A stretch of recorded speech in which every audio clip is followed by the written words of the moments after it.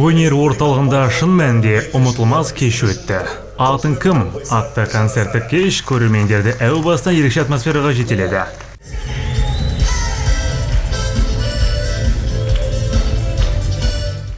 Эстрадалық симфониялық оркестрдің сүйемелдеуімен өткен концерт жанды дауыста орындалып, тыңдарманды өнермен баурап алды.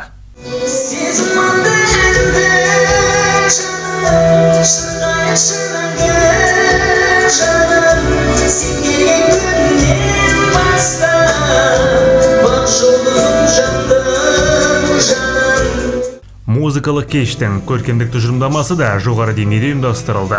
Дирижерлік тізгінді ұстаған Қазақстанның еңбек сіңірген қайраткері Мүслім Әмзе және Рустам Рысмағамбетов.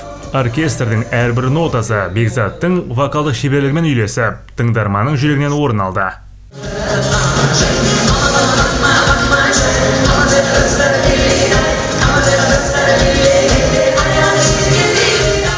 Бекзат 8 қырлы бір сырлы жігіт, еңбекқор, керемет әнші, қазақ елінің, сыр елінің мақтанышы. Енді Бекзат футболға жаны құмар жігіт қой.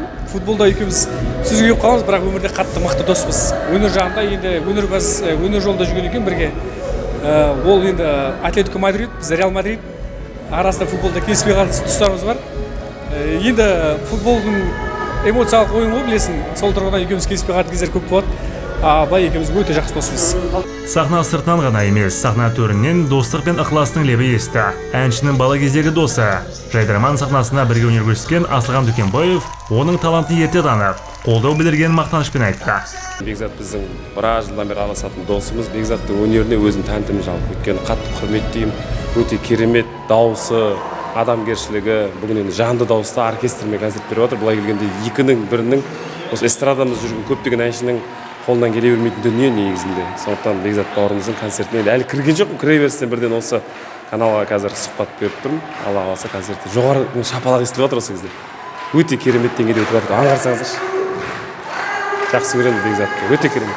Концерт барысында Бекзат тыңдармандарын жаңа туындылармен таныстырып, бірқатар әндерін тұсауын кесті. Әндердің мазмұны мен әуені қазіргі заманның талабына сай, сонымен қатар ұлттық болмыс пен заманауи ырғақты үндестіре алған.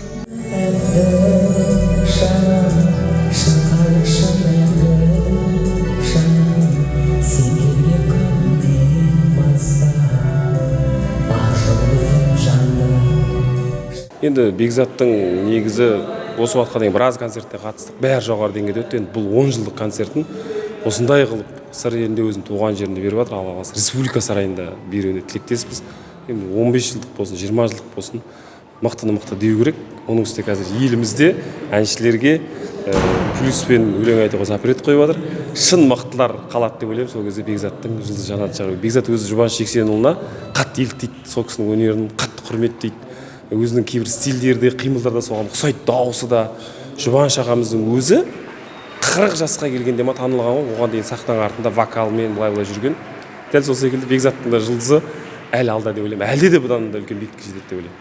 Кешке жиналған жұрттың ықыласы ерекше болды. Әрбір ән шынайы қошеметке бөленді. Сол жанкүйерлердің арасында зейнеткер Роза Мырзалы бар. Бүгінгі кештегі әр әнді жатқа біледі. Бекзаттың әндері менің жанымның үні секілді дейді ол. Бұл баланы өзіміз сүйіп тыңдаймыз, кішкентайынан атағы шығып келатыр, онан да жоғары жұлдыз болсын, өнерде өссін, таланты ұзағынан болсын.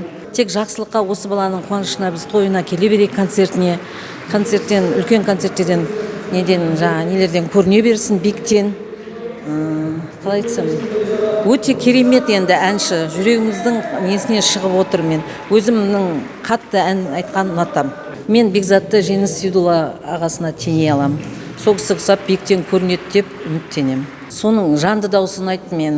Өзім өлең айтқанды қатты жақсы көрем. Өзімнің немеремде әнші. Сондықтан бұл баланың маған жүрегіме, қалай айтсам екен, сезініп тұрмын да, әндерінің бәрі мен жүрегіммен тыңдап тұрмын. Өте жүрекпен айтатын бала. Алтын кім атты кеш. Бекзат Молдабергеновтың өнерге деген шексіз адалдығы мен еліне деген сүйіспеншілігінің жарқын көрінісі болды.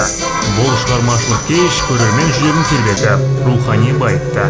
Ән мен әуенге бөленген өнерсүйер қауым ерекше әсермен көңілді күйде тарқасты. Ол жаз Дәуіт Сабыржан Қаратаев, Серікбай Сүлейменов, Қызылорда қоғамдық телеарнасы.